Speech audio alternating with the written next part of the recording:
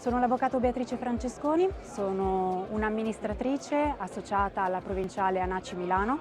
e sono qui oggi, sono stata invitata a questo bellissimo convegno per approfondire insieme alla mia collega, l'avvocato Giulia Parisi,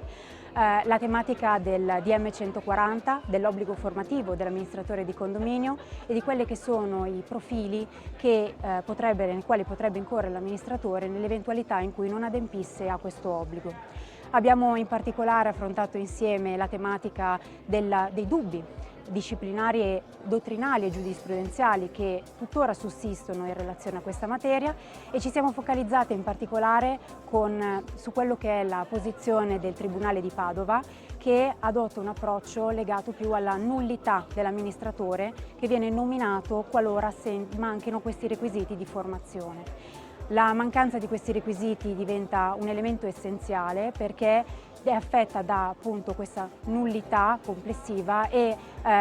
l'amministratore, qualora appunto manchi di questi requisiti, diventa un falsus procurator, quindi a tutti gli effetti non può assumere degli obblighi a favore del condominio e espone i propri amministrati anche a delle eventuali responsabilità.